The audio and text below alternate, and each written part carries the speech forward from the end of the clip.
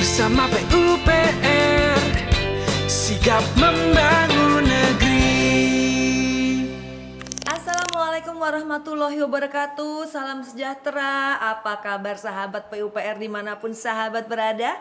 Semoga sahabat PUPR semua dalam keadaan yang sehat, dalam keadaan yang bahagia, dalam keadaan yang nyaman ya. Senang sekali saya, Nina Tamam, bisa hadir menemani sahabat PUPR semuanya di podcast Sigap Membangun Negeri, persembahan Kementerian Pekerjaan Umum dan Perumahan Rakyat.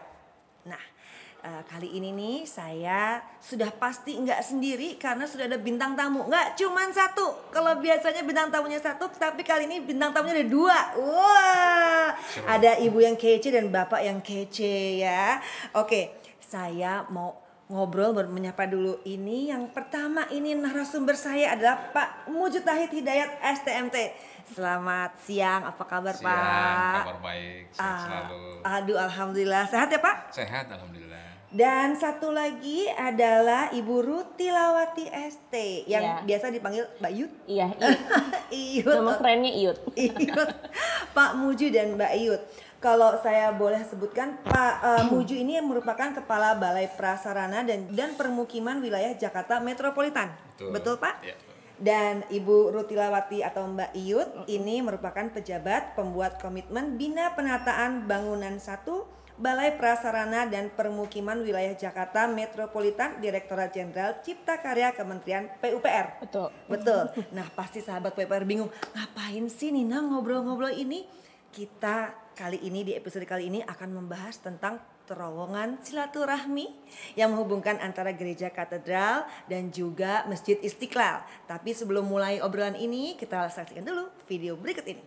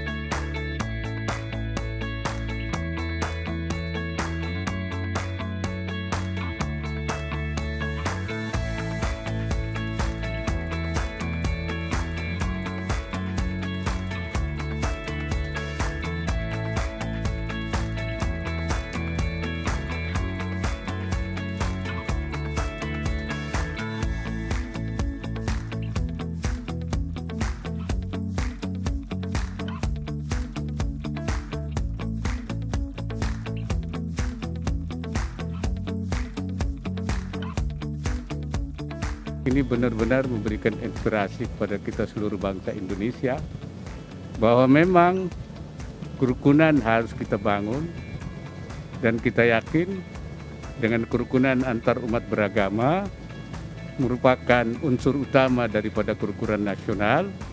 Maka kerukunan nasional kita, persatuan Indonesia yang seperti diciptakan oleh para pendiri bangsa, dapat kita jaga dan kita pertahankan.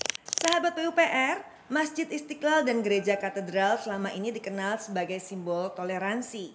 Tidak hanya karena keduanya yang saling berhadapan, namun kedua tempat ibadah ini juga kerap bergantian memberikan lahan parkir bagi jemaahnya yang sedang beribadah. Jika sholat Jumat, parkiran Gereja Istiqlal kerap dipakai jemaah. Begitu juga sebaliknya. Jika ibadah hari Minggu, lahan parkir Istiqlal juga selalu dimanfaatkan. Saling menghargai di tengah perbedaan dan saling mendukung di tengah keberagaman. Kini, Masjid Istiqlal dan Gereja Katedral sudah tidak terpisah lagi. Terowongan bawah tanah yang disebut terowongan silaturahmi sudah menyatukan keduanya. Lalu, bagaimanakah proses pembangunannya? Saya akan langsung tanya ke Pak Muju dulu nih. Pak Muju udah senyum-senyum nih dari tadi saya tanya. Pak, pertama kali saya tanya off air nih ya, alias nggak di depan kamera nih sahabat WPR. Pak, ada kendalanya nggak sih Pak? Pak Muji langsung wah ketawa. Maksudnya kenapa Pak? Jadi gimana ini Pak? Jadi begini nih kendalanya ini setiap kita melakukan suatu kegiatan pasti ada kendalanya untuk hambatannya. Ya, kita tahu bahwa masjid dan gereja katedral ini merupakan bangunan cagar budaya. Betul. Gereja katedral diresmikan itu di tahun 1901. Oke. Cukup lama kan, cukup tua. Kemudian Masjid Istiqlal diresmikan tahun 1978. Jadi bangunan ini merupakan bangunan cagar budaya. Iya. Jadi penuh kehati-hatian di dalam memilih konstruksinya, di dalam melaksanakan konstruksinya juga. Betul. Karena umpamanya kita melaksanakan ini, karena kita tahu bahwa gereja katedral ini umurnya udah tua. Kalau terjadi apa-apa, katakanlah akibat pembangunan ini terjadi kemiringan, keretakan bangunan, itu akan menjadi tidak hanya sorotan Indonesia, tapi mungkin juga dunia. Iya. Karena ini kan peninggalan cagar budaya ya Pak ya, budaya ya, jadi Pak perlu ya. hati-hatian. Betul. Jadi tim perencana melakukan desain pembangunan, kita bangun dulu. Sebenarnya kan ini terowongan kita harus gali tanah dulu ya. Betul. Tetapi ini kita bangun dulu tembok diafragma. Ya. Jadi selebar tembok diafragma ini kita bangun dulu selebar ini kiri kanan. Ya. Kemudian selesai itu kita bikin penutupnya. Ya. Ya, penutup di atas untuk bisa dilewatin. Kemudian tanahnya nanti menyusul digali di bawahnya tuh. Selama proses pelaksanaan, ya, proses pelaksanaan ini tentunya ada pemantauan dalam hal ini dari pihak konsultan, kontraktor, dan pihak direksi demi keamanan bangunan gereja katedral ini. Kita supaya tahu nggak salah terus ambrol bahaya ya Pak ya. Apalagi jaraknya ini cukup dekat. Iya. Sekitar 30 meter dari terowongan ini. Kalau dari Istiqlal sih masih jauh, ya kan tidak terlalu berpengaruh. Apalagi tinggi masalah apa nih ya? Terkait dengan masalah kondisi tanahnya sana kan muka air tanahnya cukup tinggi. Itu gitu. Bukannya dekat air ya Pak ya? Betul. Dekat sungai kalau nggak betul. salah ya. Itu kan kendalanya lebih-lebih lagi ya Pak. Kita tahu juga konstruksi pondasi dari gereja katedral ini kan masih pakai pondasi biasa menerus. Kalau nggak pakai tiang panjang, kalau itu kan tahun 1901 itu kan belum ada tiang panjang kan. Nah, ini mungkin sahabat PUPR sama seperti saya bukan orang teknik Pak, nggak ngerti maksudnya tiang itu jadi bagaimana Pak? Kalau penggunaan tiang-tiang itu yang membuat beda jadi apanya Pak? Maksudnya gini, jadi kalau umpamanya tembok ini kita udah bangun, setidaknya bisa menahan pergerakan tanah.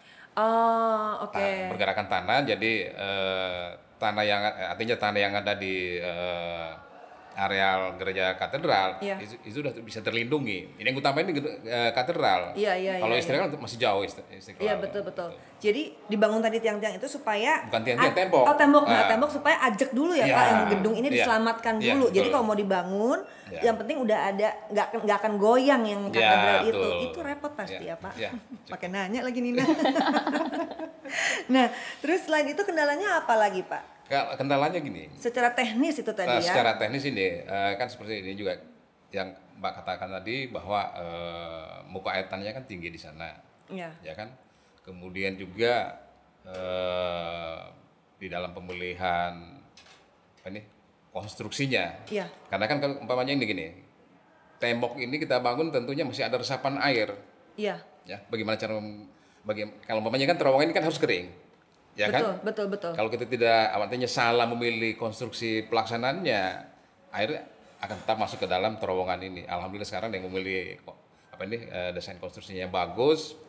Sampai saat ini kendala masalah resapan itu tidak ada sampai saat ini. Semoga nggak akan ada ya Pak ya, amin. Adapun ada, memang kami sudah menanggulangi dengan bikin semacam sampit, jadi bisa dipompa keluar lagi Mbak. Gitu. Nah, kalau desain terowongan sendiri ini seperti apa nih? Mungkin Mbak Yud atau desain. Desainnya ini sebenarnya awalnya tuh lebih ke karena itu diinisiasi waktu kita renovasi, jadi perencanaannya Istiqlal. Jadi memang perencanaannya sama, jadi dia lebih ke hubungan manusia dengan manusia, yaitu antara gereja sama masjid. Konsepnya itu silaturahmi ya, secara terus-menerus. Jadi memang konsepnya kita di dalamnya, di desainnya memang diaplikasikan ada railing yang tidak putus, jadi dia terus-menerus, dan ada LED yang terus-menerus. Jadi itu konsepnya sebenarnya itu. Oh wow. Nah, karena ada beberapa kalau saya ngeliat di medsosnya Kemen PUPR itu kan ada yang bilang udah jadi gitu.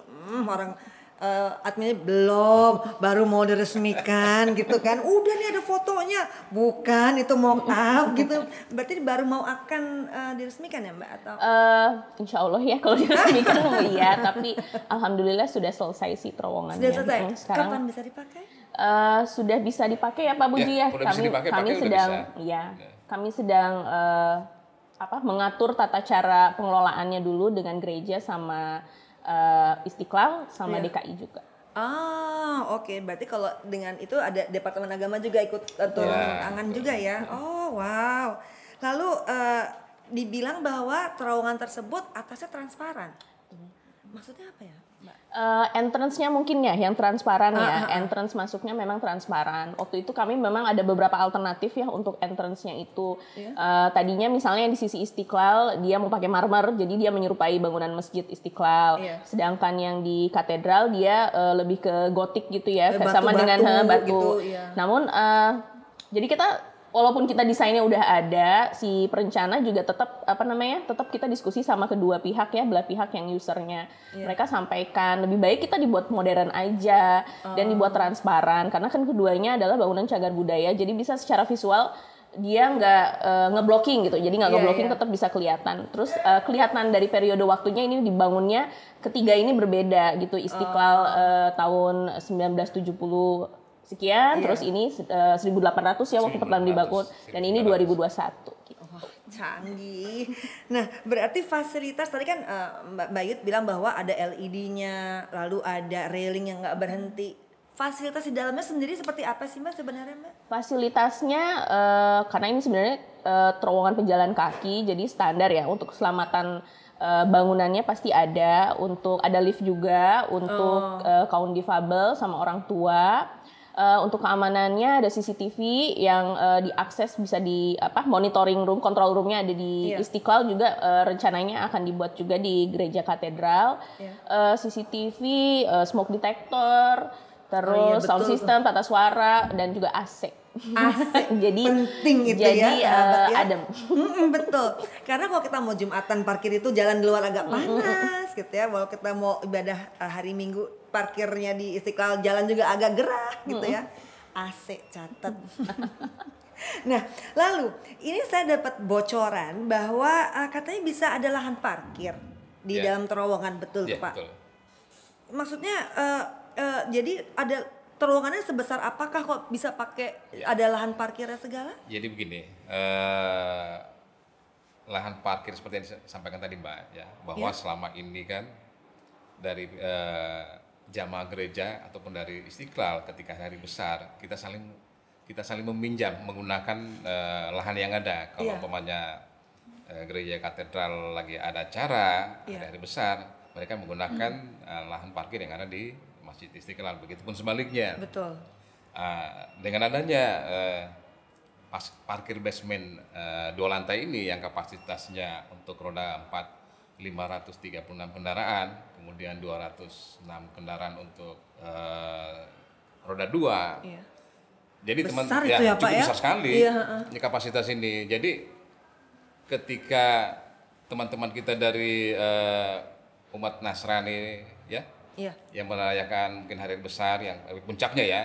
Sekarang ini tidak perlu lagi memarkir kendaraannya di atas badan jalan, kan selama ini kita lihat kan. Iya betul, trotoar trotoar lagi ya. Betul, Tetapi dengan adanya parkir basement ini mereka bisa memarkir kendaraannya di lantai satu, tinggal milih aja mau lantai 1, lantai 2 oke lah. Jadi kita disiapkan ya.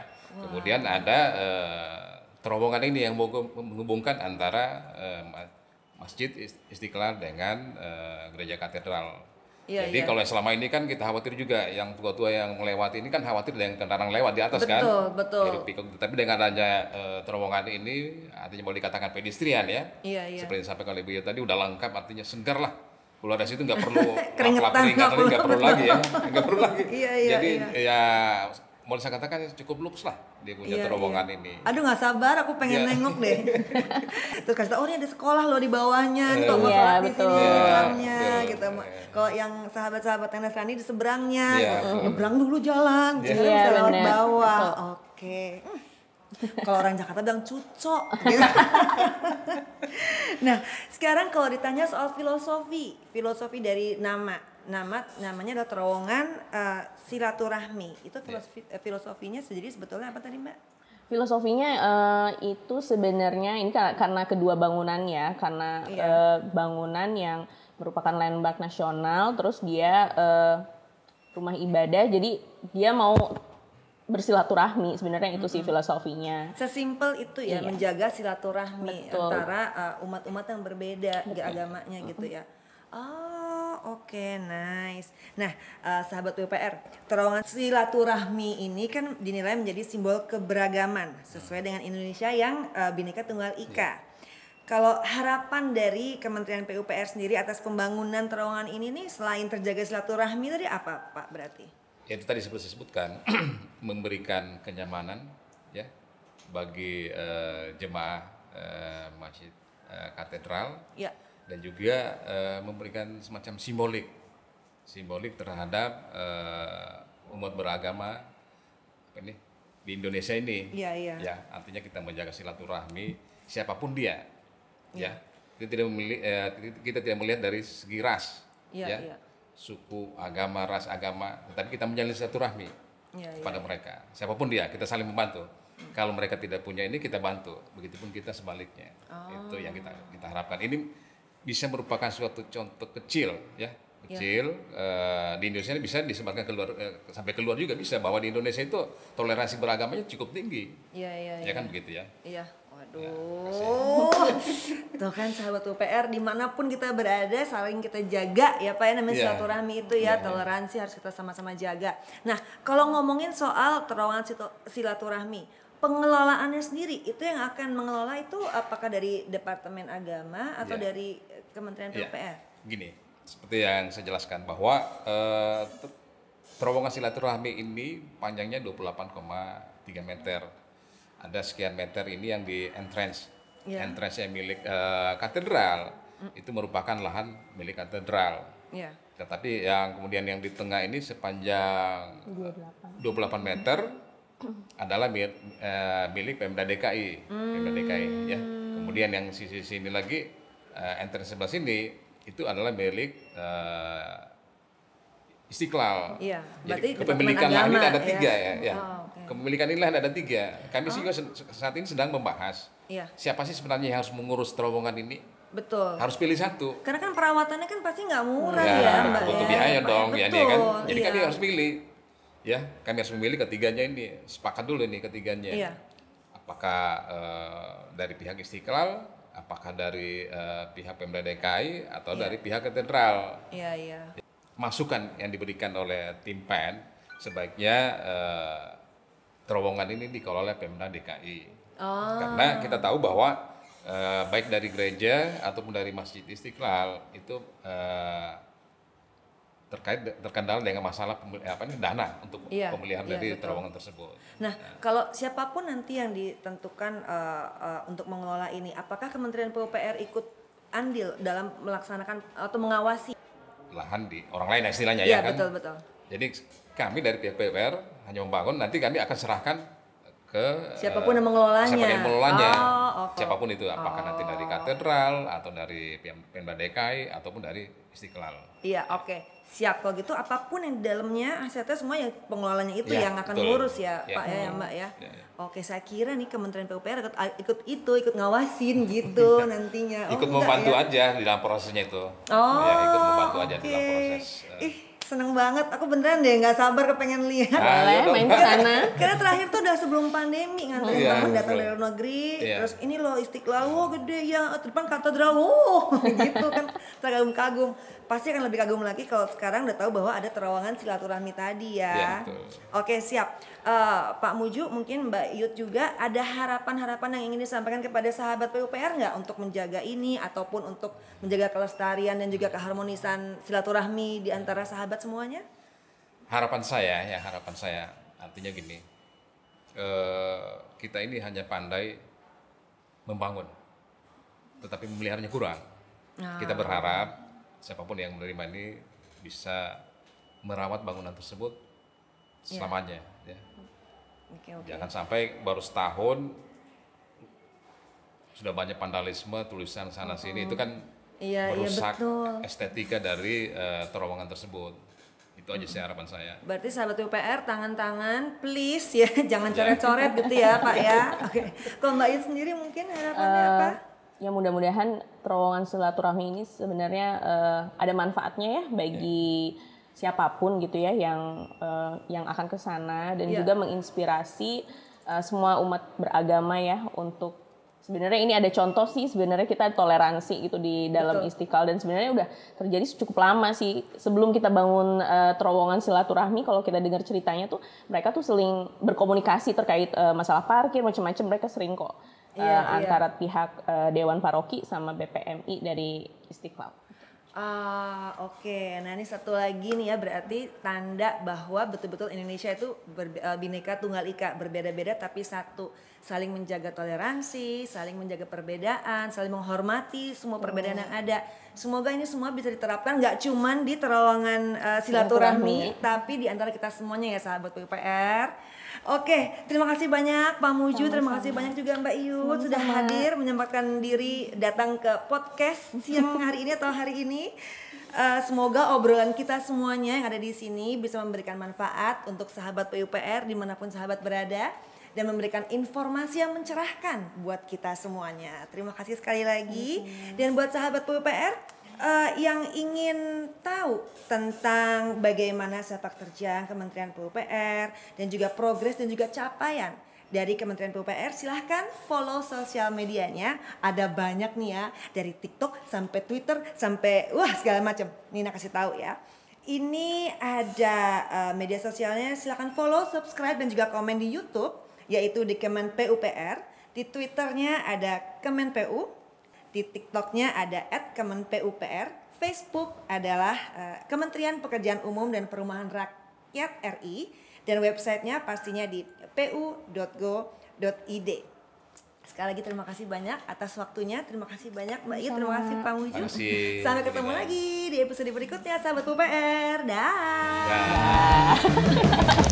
Bersama PUPR sigap membangun